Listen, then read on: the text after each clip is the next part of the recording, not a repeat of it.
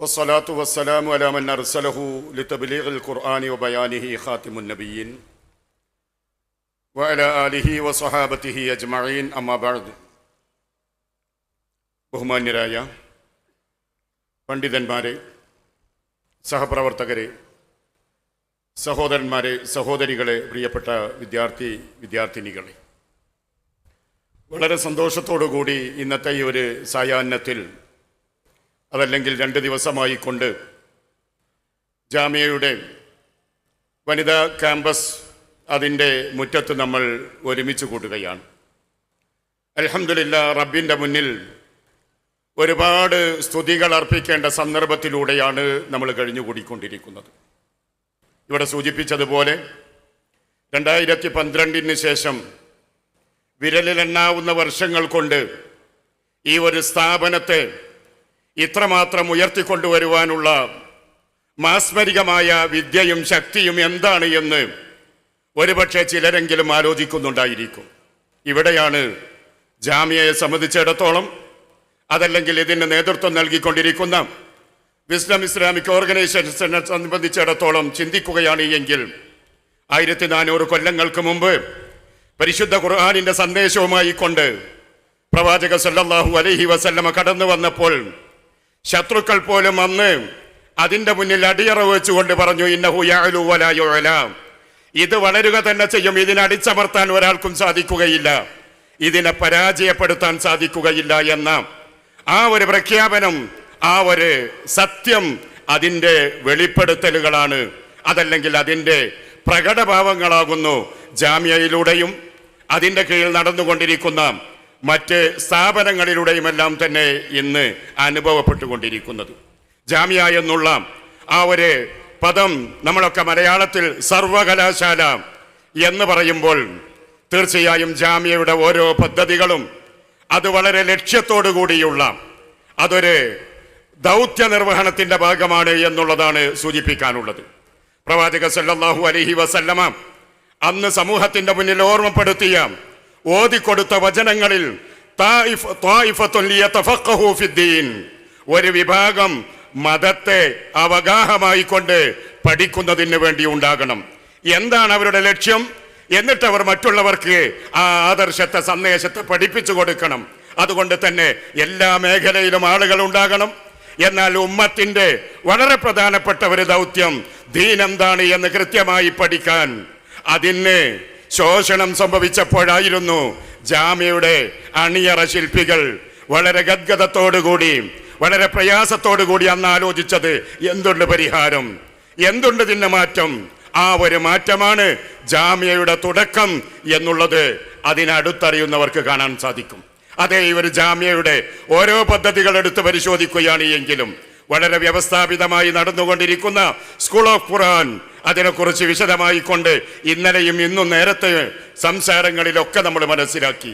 അതെ, ആ ഒരു സന്ദേശം അത് പറയാൻ, അത് പ്രഖ്യാപിക്കുവാൻ അങ്ങനെയുള്ള ഒരു ശ്രമത്തിലൂടെ ചെറിയ കുട്ടികൾ 5 വയസ്സ് മുതൽക്ക് ആരംഭിച്ച് കൃത്യമായും പരിശുദ്ധ ഖുർആനിന്റെ സന്ദേശങ്ങൾ നെഞ്ചോട് ചേർക്കുന്ന ഒരവസ്ഥ അതുണ്ടാകണം. അതാണ് ഇവിടെ നമ്മൾ ലക്ഷ്യം വെക്കേണ്ടത്.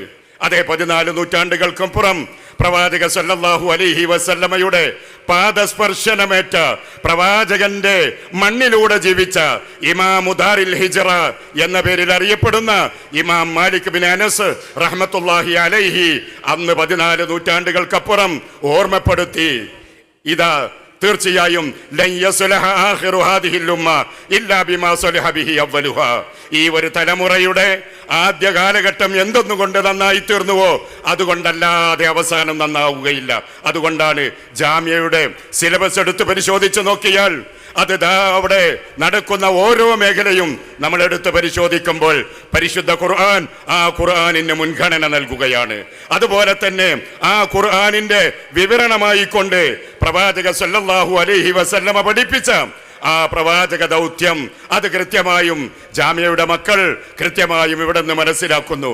അതെ, അത് തന്നെയാണ് ഇന്ന് കേരളത്തിൽ നമ്മൾ പരിശോധിക്കുമ്പോൾ നൂറ്റാണ്ടുകൾ പഴക്കമുള്ള, അതല്ലെങ്കിൽ ദീർഘമായ കാലഘട്ടം ചരിത്രത്തിലൂടെ എടുത്തു പറയാൻ സാധിക്കുന്ന പല സ്ഥാപനങ്ങളും അൽഹംദുലില്ലാഹ് ഇവിടെയുണ്ട്. പക്ഷേ ആ സ്ഥാപനങ്ങളിലെല്ലാം തന്നെ ഓരോ അധ്യയന വർഷത്തിൻ്റെയും തുടക്കത്തിൽ അവിടെ വരുന്ന അഡ്മിഷന്റെയും അതുപോലെ തന്നെ അവിടേക്ക് വരുന്ന ആപ്ലിക്കേഷൻസിന്റെയും ഒക്കെ കണക്കുകൾ പരിശോധിക്കുമ്പോൾ എങ്ങനെയെങ്കിലും ഒരു ബാച്ചിനുള്ള കുട്ടികളെ കിട്ടുമോ എന്നുള്ളത് ആശങ്കയോടുകൂടിക്കൊണ്ടാണ് പഴയ സ്ഥാപനങ്ങളെല്ലാം തന്നെ ഓരോ അധ്യയന വർഷത്തിൻ്റെയും തുടക്കത്തിൽ പ്രയാസപ്പെടുന്നത്.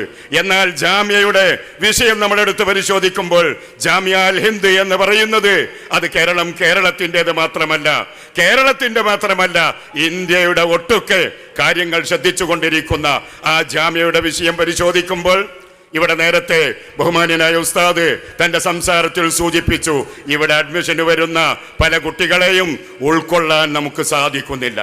ഓരോ വർഷവും 2-3 ഡിവിഷനുകളാണ് ജാമ്യയുടെ മെയിൻ ക്യാമ്പസ് ആയിരുന്നാലും അതുപോലെ തന്നെ ജാമ്യയുടെ വനിതാ ക്യാമ്പസ് ആയിരുന്നാലും അവിടെയെല്ലാം തന്നെ നടക്കുന്നത്. എന്തേ ഇതിന് കാരണം? അള്ളാഹുവിന്റെ ദീനിന്റെ കൃത്യമായ അതിൻ്റെ അടുക്കും ചുട്ടയും അനുസരിച്ചുകൊണ്ട് അതാണ് ഇവിടുത്തെ പ്രത്യേകത. അതുപോലെ തന്നെ ഇവിടെ പഠിപ്പിക്കുന്ന അധ്യാപകരാകട്ടെ, ഇവിടെ അതിൻ്റെ അണിയറയിൽ പ്രവർത്തിച്ചു കൊണ്ടിരിക്കുന്ന മാനേജ്മെന്റ് ആളുകളാകട്ടെ, അവരെല്ലാം തന്നെ ഈ ഒരു കാഴ്ചപ്പാടോടുകൂടിയാണ് ജാമ്യയെ ഏറ്റെടുത്തിട്ടുള്ളത്.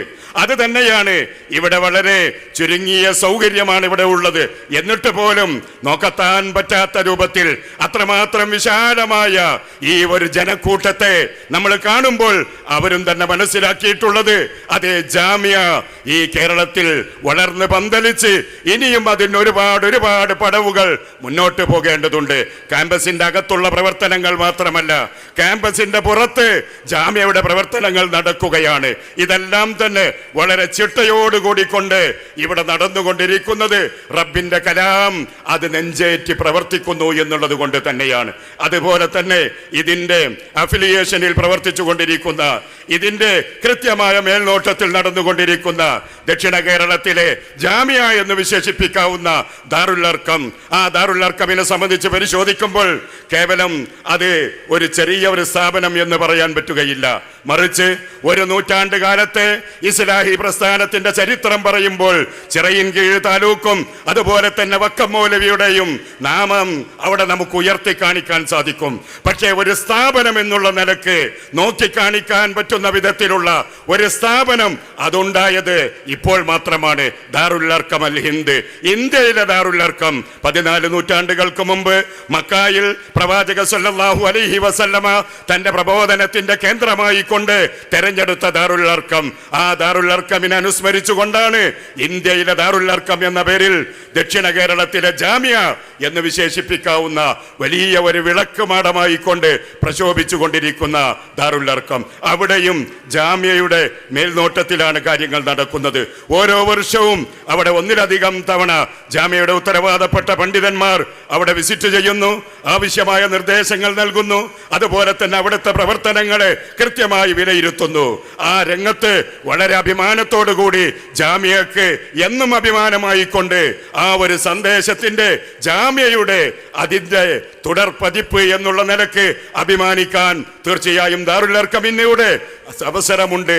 അതോടൊപ്പം തന്നെ സൂചിപ്പിക്കാനുള്ളത് ജാമിയ അൽ ഹിന്ദ്, ആ ജാമിയ അൽ ഹിന്ദിന്റെ ഉൽപ്പന്നങ്ങളായിക്കൊണ്ടുള്ള ഹിക്കമികൾ ഇന്ന് കേരളത്തിലെ ജാമ്യയുടെ അതേ കാൽപ്പാടുകൾ പിന്തുടർന്നുകൊണ്ടുള്ള എവിടെയെല്ലാം തന്നെ സ്ഥാപനങ്ങളുണ്ടോ ആ സ്ഥാപനങ്ങളിലെല്ലാം തന്നെ അവിടുത്തെ ഫാക്കൽറ്റികളെ പരിശോധിക്കുകയാണ് എങ്കിൽ അതെല്ലാം തന്നെ ഹിക്കമികളാണ് എന്നുള്ള വളരെ സന്തോഷകരമായ ഒരവസ്ഥയും നമുക്കുണ്ട്. അതുകൊണ്ട് തന്നെ പ്രിയപ്പെട്ടവരെ, ഈ ജാമിയ നമ്മൾ ഏറ്റെടുക്കേണ്ടതുണ്ട്. ഇവിടെ ജാമിയയുടെ വനിതാ ക്യാമ്പസ്, അതുപോലെ തന്നെ ദക്ഷിണ കേരളത്തിലും ദാറുൽ അർക്കമിനും ഒരു വനിതാ ക്യാമ്പസ് ഉണ്ട്. പക്ഷേ അവിടേക്ക് ഞങ്ങൾ കാത്തിരിക്കുന്നത് അവിടുത്തെ പ്രവർത്തനങ്ങളുടെ കൃത്യമായ മുന്നോട്ടുള്ള പ്രയാണത്തിൽ ഒരുപാട് ഹിക്കമിയകള് നമുക്ക് ആവശ്യമുണ്ട്. ഇൻഷാ അല്ലാഹ് ഇത് 2ാം വർഷം കഴിഞ്ഞിട്ടേ ഉള്ളൂ, 3ാമത്തെ വർഷത്തിലാണ് ഈ ഒരു വനിതാ ക്യാമ്പസ്. അതുകൊണ്ട് തന്നെ തുടർന്ന് കേരളത്തിന്റെ കുടുംബങ്ങൾക്ക് കൃത്യമായ വിളക്കായിക്കൊണ്ട് കൊണ്ട് കുടുംബിനിമാർക്ക് നേതൃത്വം നൽകുവാൻ, അതുപോലെ തന്നെ വനിതാ കോളേജുകള് അവർക്ക് കൃത്യമായ ഫാക്കൽറ്റികളായിക്കൊണ്ട് ഹികമിയകൾ നമുക്ക് ആവശ്യമുണ്ട്. ഇൻഷാ അല്ലാഹ് അതിനും നമുക്ക് ഈ ജാമ്യയിലൂടെയും അതുപോലെ തന്നെ മറ്റ് അതിനെ തുടർന്നുകൊണ്ടുള്ള സ്ഥാപനങ്ങളിലൂടെയും നമുക്ക് പ്രതീക്ഷിക്കാം. അതുകൊണ്ട് പ്രിയപ്പെട്ടവരെ, ഞാൻ ചുരുക്കുകയാണ്. എല്ലാവിധത്തിലുള്ള ഭാവുകങ്ങളും എല്ലാവിധത്തിലുള്ള ആശംസകളും ദാറുൽ അർഖമിന്റെ ചുമതലയുള്ള ഒരു വ്യക്തി എന്നുള്ള അർത്ഥത്തിൽ, അതോടൊപ്പം തന്നെ ഈ ഒരു സ്ഥാപനങ്ങൾ, ഇവിടത്തെ സ്ഥാപനങ്ങൾ നടക്കുന്നത് വിസ്ഡം ഇസ്ലാമിക് ഓർഗനൈസേഷന്റെ മലപ്പുറം വെസ്റ്റ് ജില്ലയുടെ ഒരു ഭാഗം എന്നുള്ള നിലക്ക് അവിടെയാണിത് നടക്കുന്നത്. അതുകൊണ്ട് തന്നെ ജില്ലയുടെ ചുമതലയുള്ള വ്യക്തി എന്നുള്ള നിലക്കും അർഖമിന്റെ പ്രതിനിധി എന്നുള്ള നിലക്കും എല്ലാവിധത്തിലുമുള്ള സന്തോഷങ്ങളും രേഖപ്പെടുത്തുന്നു. അള്ളാഹുവിൽ നിന്നുള്ള എല്ലാവിധത്തിലുള്ള അനുഗ്രഹങ്ങളും ഉണ്ടാകട്ടെ എന്ന് പ്രാർത്ഥിച്ചുകൊണ്ട് നിങ്ങളോടും അതിന് ആവശ്യപ്പെട്ടുകൊണ്ട് റബ്ബിലേക്ക് നമുക്ക് ഇനിയും കൈകൾ ഉയർത്താം. അള്ളാഹു സുബ്ഹാനഹു വ തആല നിരാശനാക്കുകയില്ല. അള്ളാഹു നമ്മെ സഹായിക്കട്ടെ എന്ന പ്രാർത്ഥനയോടുകൂടി ഞാൻ എൻ്റെ വാക്കുകൾ ഉപസംഹരിക്കുന്നു. വസല്ലല്ലാഹു വസല്ലമ അലാ ഖൈരി ഖൽഖിഹി നബിയിനാ മുഹമ്മദ് വആലിഹി വസഹ്ബിഹി അജ്മഈൻ വൽഹംദുലില്ലാഹി റബ്ബിൽ ആലമീൻ. വസ്സലാമു അലൈക്കും വറഹ്മത്തുള്ളാഹി.